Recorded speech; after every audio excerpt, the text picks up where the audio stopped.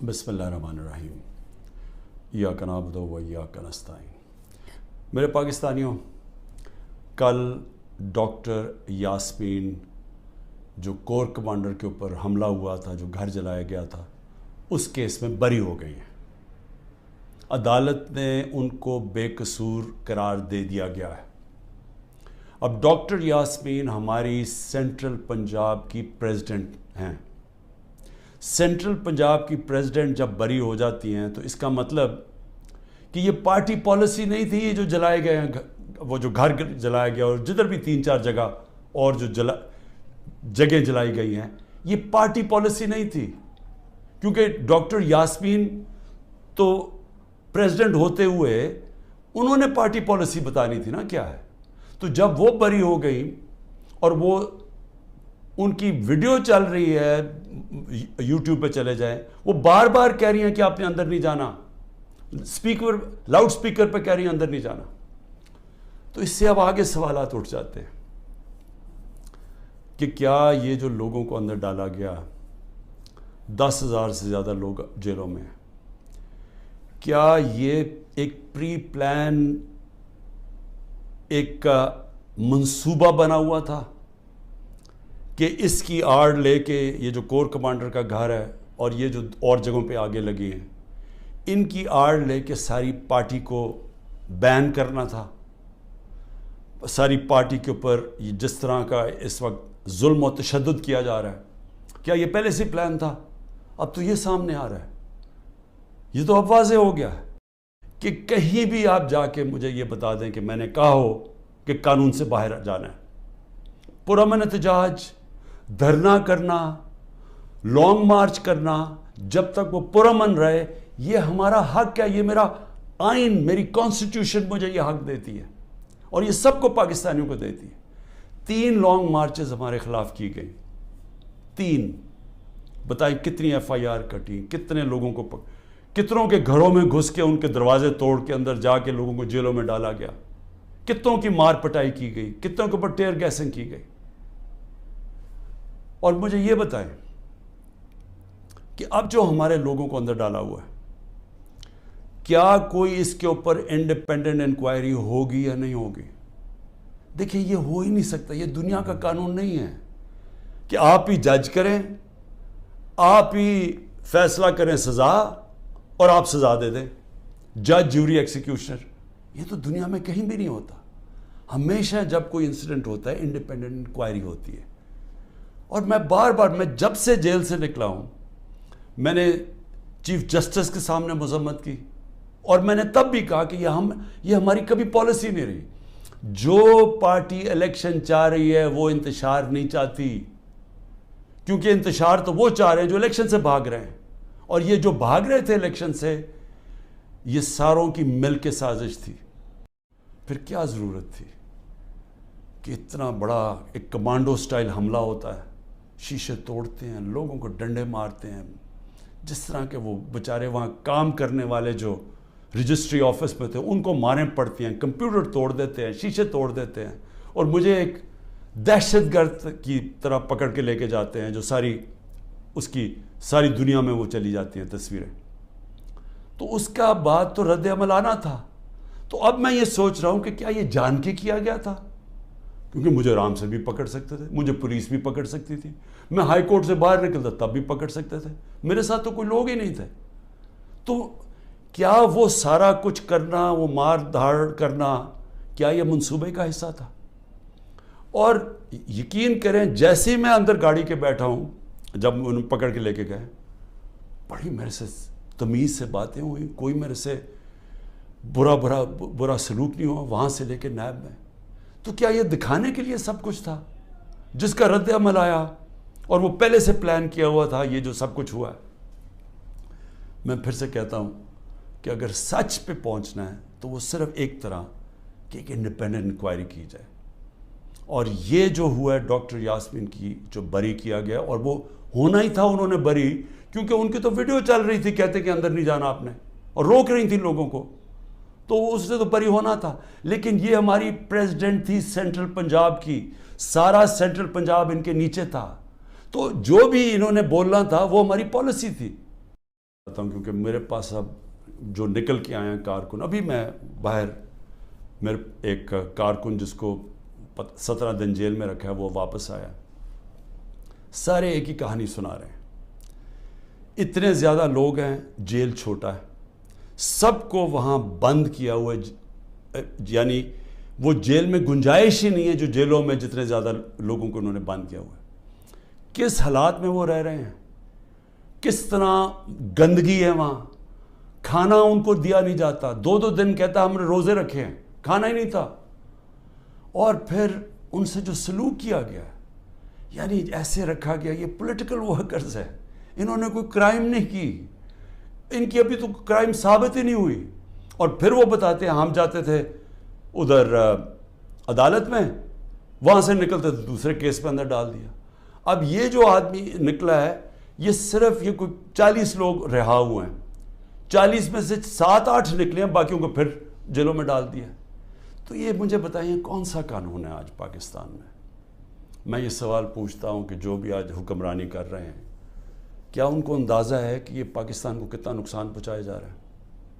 ٹھیک ہے, تحریک انصاف کو کمزور کیا جا رہا ہے, توڑا جا رہا ہے, لوگوں کو دھمکیاں دے کے چھڑوائی جا رہی ہے پارٹی, گھروں میں گھس جاتے ہیں, اگر وہ نہیں ملتے تو ان کے جاننے والے یعنی خاندان کے لوگوں کو پکڑ کے لے جاتے ہیں. اگر وہاں کوئی گھر میں کوئی نہیں ہے تو ان کے پھر جو رشتہ دار کہیں رہ رہے ہیں, بہنیں رہ رہی ہیں, ان کے اوپر پیچھے پڑ جاتے ہیں, ان کو اٹھا کے لے جاتے ہیں. پھر بزنسز تباہ کر رہے ہیں, جو حماد اظہر کی فیکٹری بند کر دی ہے. اور بھی میں سب کا بتاؤں کہ جن کے ہمارے جن کے کاروبار تھے, کاروبار بند کر دیے. عاطف خان کا کاروبار 100 سے زیادہ لوگ وہاں کام کرتے تھے, وہ بند کر دیا. وہ ایکسپورٹ کرتے تھے چیزیں, وہ رہ گئی بیچ میں. تو یہ جو کیا جا رہا ہے, میں پھر سے یہ سوال پوچھتا ہوں کہ ہم جا کدھر رہے ہیں؟ یعنی اس سے اچیو کیا ہوگا؟ تحریک انصاف کمزور ہو گئی, تحریک انصاف اتنی کمزور ہوگی کہ وہ الیکشن لڑنے کے قابل نہیں ہوگی. ملٹری کورٹس سیٹ اپ کیے ہیں ایک ہی وجہ سے کہ میرے کوئی بھی کیس کے اندر مجھے سزا نہیں ہو سکتی. سارے میں نے وکیلوں کے ساتھ سارے بوگس کیسز ہیں, تو آخر میں ملٹری کورٹ میں سزا دیں گے. یہ کھولے اس لیے کہ عمران خان کو سزا دی, چلیں جی میں جیل میں چلا گیا. اب آگے چلیں گے, اس کے بعد کیا ہوگا؟ اس کے بعد پوچھنے کی بات یہ کہ کیا پاکستان جو تیزی سے اس دلدل میں پھنستا جا رہا ہے, اس سے نکل جائے گا؟ کیا ہماری معیشت جو اس وقت کبھی اتنے برے حالات میں نہیں تھے جو آج ہے, کیا یہ جو مہنگائی پاکستان کی تاریخ میں سب سے زیادہ 12.4% تھی جب ہم اقتدار میں تھے 1 سال پہلے, آج وہ 38% پہ پہنچ گئی ہے. یعنی لوگوں کو تنخواہ دار طبقے کے لیے اب وہ عذاب آ گیا ہے اور آتا جائے گا. بجلی کے بل نہیں دیے جائیں گے ان سے. 2 سال ایوریج اوسط جو ہماری اکانومی بڑھ رہی تھی وہ 6% تھی. 6% کا مطلب یہ ہے کہ پاکستان کی تاریخ میں یہ وہ 2 سال تھے جدھر سب سے زیادہ معیشت اوپر جا رہی تھی. اور میں یاد کرا دوں جو پچھلی دوروں میں جب ایسے گئی ہے تو امریکی ڈالر آ رہے تھے. ایوب خان کے دور میں سیٹو اور سینٹو کا پیکٹ تھا, ہم ان کے ساتھ ملے ہوئے تھے, ہمیں ڈالر آ رہے تھے. ضیاء الحق کے دور میں ہم افغان جہاد کا حصہ بنے تھے, تب بھی ڈالر آ رہے تھے. جنرل مشرف کے دور میں 1-2 سال جو ترقی ہوئی تھی وہ ہم وار آن ٹیرر میں ان کے ساتھ ملے ہوئے تھے, تب بھی ڈالر آ رہے تھے.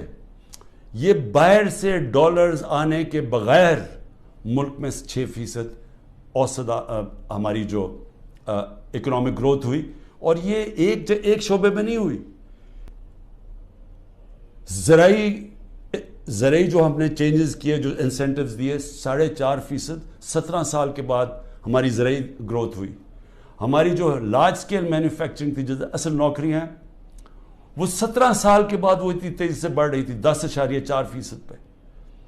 تو جو انڈسٹری بھی بڑھ رہی تھی, ہماری زراعت بھی, جو پروڈکشن سینٹر سے بڑھ رہے تھے. پہلی دفعہ زور لگایا تھا ہم نے آئی ٹی کے اوپر, ٹیکنالوجی کے اوپر, جو 75% اس کی ایکسپورٹس بڑھ گئی تھیں, اور آگے انہوں نے اور آگے جا رہا تھا. بیرون ملک سے اوورسیز پاکستانی پیسہ بھیج رہے تھے. روشن ڈیجیٹل اکاؤنٹ میں $5 ارب آ چکا تھا, اور 1.5 سال کے اندر اور تیزی سے بڑھ رہا تھا، یعنی بیرون ملک پاکستانیوں کا پیسہ آنا شروع ہو گیا تھا. بڑے پروجیکٹس تھے ہمارے، جس طرح وہ راوی سٹی، اس طرح کے بڑے پروجیکٹس میں اوورسیز پاکستانی کا ہم نے پیسہ لے کے آنا تھا، کیونکہ ابھی تو صرف گھروں میں گھر لیتے ہیں نا، وہ زیادہ سے زیادہ ریل اسٹیٹ میں. لیکن اصل جو پیسہ جب آپ پورا شہر بنا رہے ہیں، اس میں اصل پیسہ آنا تھا، ڈالرز آنے تھے پاکستان میں.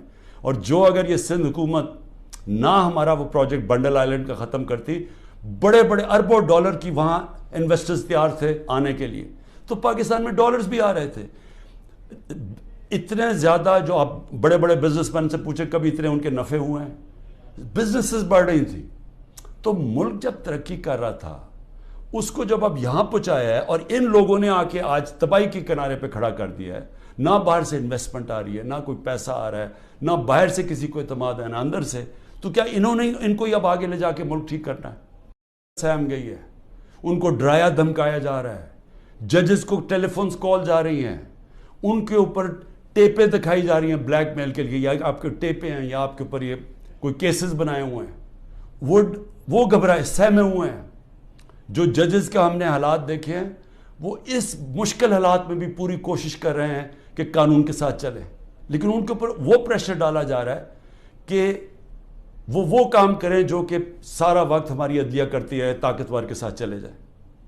اور پھر میڈیا کو جس طرح انہوں نے میڈیا کا منہ بند کیا ہے اور جس طرح کی دھمکی دی گئی ہے، اور میں آج یہ پوچھنا چاہتا ہوں وہ بڑے بڑے لوگ جو ہمارے دور پہ کہتے تھے کہ جی میڈیا کی آزادی کے اوپر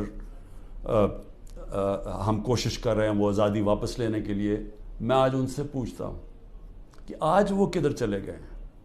آج کیوں نہیں آپ بول رہے؟ آج تو آپ کے اوپر وہ میڈیا کے اوپر کیا، یہ مارشل لاز کے اندر بھی نہیں ایسا تھا. مشرف کے مارشل لا میں بالکل اس طرح کی پابندیاں نہیں لگی تھی. آپ دیکھ لیں مشرف کا مارشل لا، یعنی میں اپوزیشن میں تھا، ہمیں پوری موقع ملتا تھا بولنے کا. آج تو نام بھی نہیں عمران خان کا کوئی لے سکتا، تحریک انصاف کا کوئی نمائندہ بھی نہیں جا سکتا. تو کدھر کی میڈیا کی آزادی؟ اور جمہوریت تو ہوتی ہے، جمہوریت کے پلر کیا ہوتے ہیں؟ سب سے پہلے فنڈامنٹل رائٹس پروٹیکٹ کرتی ہیں عدالتیں. جو ہمارے شہریوں کے فنڈامنٹل رائٹ ہے پرامن احتجاج کرنے کا، وہ ختم ہو گیا. ایک پولیٹیکل پارٹی کی اپنے جو ایکٹیویٹیز کرنے کے لیے جو اپنی جلسے کرتی ہیں، جلوس کرتی ہیں، وہ سب ختم ہو گئے ہیں. ایک پوری جو پارٹی 60 سے 70% پاکستان میں سب سے بڑی پارٹی ہے، اس کو بند کیا جا رہا ہے. اس کا مطلب جمہوریت ختم کی جا رہی ہے. عدالتوں کو دبایا جا رہا ہے، سپریم کورٹ کو تقسیم کیا ہوا ہے اور ان کو کمزور کیا گیا ہے. ان کے اوپر پریشر ڈالا ہوا ہے کہ وہ فیصلے نہ کریں، جمہوریت کے ساتھ نہ کھڑے ہوں.